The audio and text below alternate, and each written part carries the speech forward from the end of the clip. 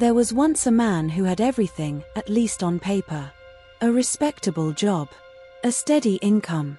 A house built from years of sacrifice. Yet at night, he would lie awake, not because of what he lacked, but because of what he had surrendered. Time. Freedom. Purpose. He had sold his hours for a currency he never truly understood. And one day, he asked the question we all eventually face: if money controls my time, my energy, and my decisions, who truly holds the power? Money. A word that echoes in every corner of the modern world. Whispers in schools, screams on television, runs in bloodlines, ends relationships, starts wars. A force so potent, it shapes entire destinies. Yet, beneath the surface of this material obsession lies a deeper truth. Money is not just a tool. It is not just metal or digital numbers. Money is energy. Money is power. And more importantly, money can be attracted. Not merely through hustle, but through harmony. Not only through action, but through alignment. From the earliest days of human civilization, wealth was seen not as a static object, but a divine flow. The ancient Vedic scriptures spoke of Lakshmi, the goddess of abundance, whose presence was not summoned by greed, but by grace, by clarity, cleanliness, gratitude, and alignment with truth. In ancient Egypt, wealth was considered sacred, guarded by divine laws, bestowed upon those who honored Ma'at, the principle of balance, justice, and cosmic order. Money is not new, but our relationship to it is broken. We have been taught that money is hard, that only the cunning acquire it, that it is the prize at the end of relentless sacrifice, that it belongs to the chosen few. But what if none of that is true?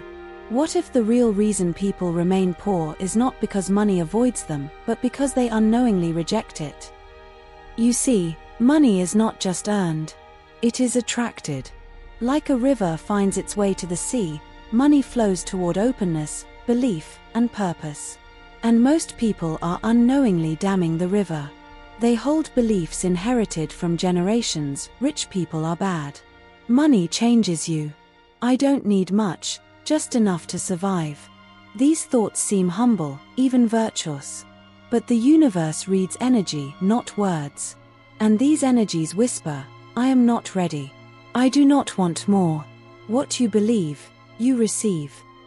If you believe money corrupts, you will sabotage every opportunity to receive it. If you believe you must suffer to earn, you will work tirelessly for scraps.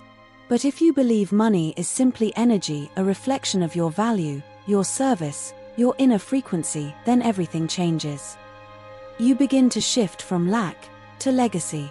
Because money is not about the things it can buy. The house, the car, the status. These are fleeting. No, the real power of money is freedom.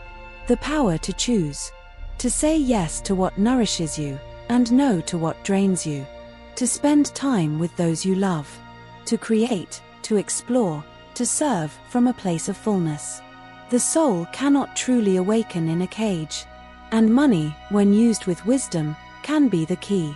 But make no mistake, money will never come to the one who resents it. Money is shy. It avoids the desperate, the bitter, the ashamed. It listens to energy. It listens to belief. It listens to clarity. So, how do we attract it? First, we must cleanse the inner temple. Go back to your childhood. What did you learn about money? Was it always a source of stress? A symbol of betrayal? A cause of arguments? Were you told, directly or subtly, that poverty is virtuous and wealth is sinful? That desire is dangerous. Release it. Let it go. Because those thoughts are not yours. They were passed down. They were absorbed. But they are not truth. Truth is what liberates. And the truth is this: money, when aligned with love, is holy. When driven by purpose, it is divine. When earned with integrity, it becomes a force of healing in a broken world. Do not chase money. Attract it. Not with arrogance, but with awareness. Align yourself. Elevate your vibration. Because the biggest block is not external, it is internal. So many people do not feel worthy of wealth. They say they want more, but deep down, they fear it. They fear responsibility. They fear change. They fear judgment. But the soul did not come here to live in fear. It came here to express, to create, to expand. Money is one of the tools through which that expansion happens. You want to build a school? You need money. You want to travel and awaken your spirit through cultures and landscapes? You need money. You want to support your family, feed your body with nourishment, build something that outlives you?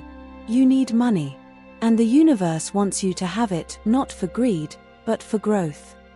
So let go of the shame. Let go of the guilt.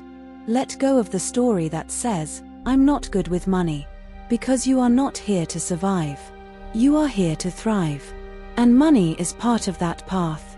When you embrace money with spiritual integrity, it no longer owns you, it serves you. And then, something magical happens. You start to move differently. You stop operating from fear. You stop choosing the cheapest path. You start making decisions from vision, not from lack. Your frequency rises. And that frequency becomes a magnet. People sense it. Opportunities respond to it. And money, sweet, sacred money, begins to flow. Not because you begged for it, but because you became it. You became the embodiment of abundance.